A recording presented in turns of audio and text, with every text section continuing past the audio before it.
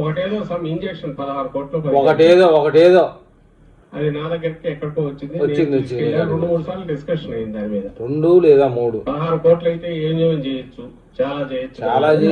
16 కోట్లు 16 మందికి పంచొచ్చు. 16 కోట్లు అయితే ఎట్లా అయితే సరే, దానికి కమిటీ లాగా వేస్ట్ చేశారు. ఆ హాస్పిటల్కి ఏమన్నా ఇచ్చేయచ్చు, కానీ మనం ఏ హాస్పిటల్ ఎట్లా అనే డిస్కషన్ వచ్చినప్పుడు ఆయన అన్నది ఒకటే, మన దృష్టికి రాకపోతే సరే, వచ్చిన తర్వాత దేవుడు ఒక అవకాశం ఇచ్చాడు ఈ సీట్ లో కూర్చున్న ద్వారా.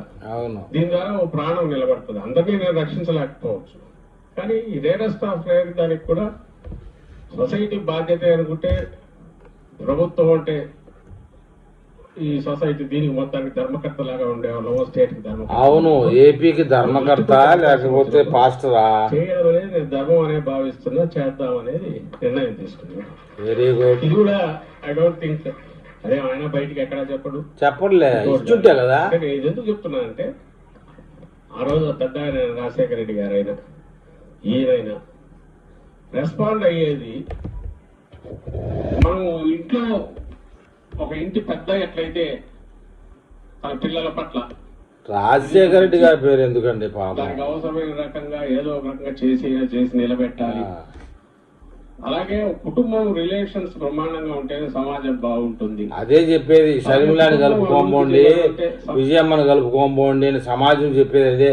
పైకి వస్తేనే ఈక్వల్ సమానం, అసమానతలు పోతేనే సమాజం బాగుంటుంది. తెలుసులే మాకంతా. కానీ విషయం ఏంటంటే 16 కోట్లు ఇంజక్షన్ ఇచ్చారంట. దీని మీద కామెంట్లు చూస్తే చస్తారండి. వినేవాళ్ళు ఉంటే ఇలాంటి వాళ్ళు చెవులో క్యాబేజీలు కూడా పెడతారు.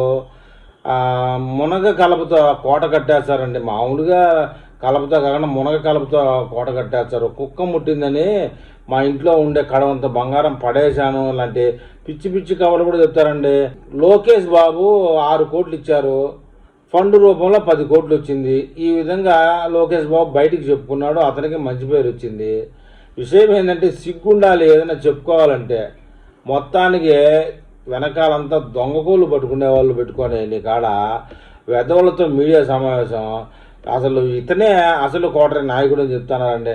జగన్ను కీలు బొమ్మ చేసి ఇష్టం వచ్చినట్లు ఆడించాడు. 151 సీట్ల నుంచి 11 సీట్లకు దిగజారడానికి కారణము మన సజ్జల మహానుభావుడే అని జగన్ని రాజకీయంగా ఇంత నీచ స్థాయికి తీసుకువెళ్ళిన వ్యక్తి ఇతనే అండి.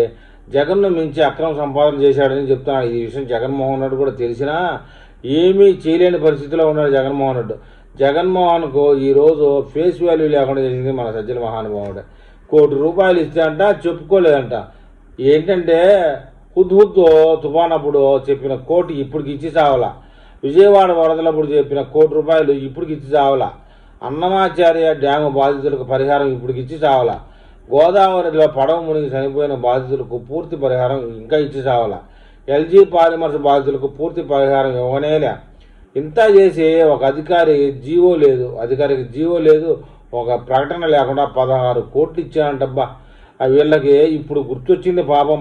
జగన్మోహన్ రెడ్డి గారు తుమ్మినా దగ్గిన మొదటి పేజీలో రాసే సాక్షిలో ఇంత వార్తగా రాస్తే అది ఫేక్ అయినా ఉండాలి, లేదా ఇంజక్షన్ పేరుతో ఆ డబ్బులు కొట్టేసైనా ఉండాలి. ప్రభుత్వం నుంచి ₹1 రావాలన్న సరైన పత్రం ఉండాలి. అలాంటిది లెక్కాపత్రం లేకుండా 16 కోట్లు ఇచ్చారంటే ఎవడి చెవులో పూలు పెడుతున్నావు సజ్జల మహానుభావ అని చెప్తా ఉన్నారు మరి.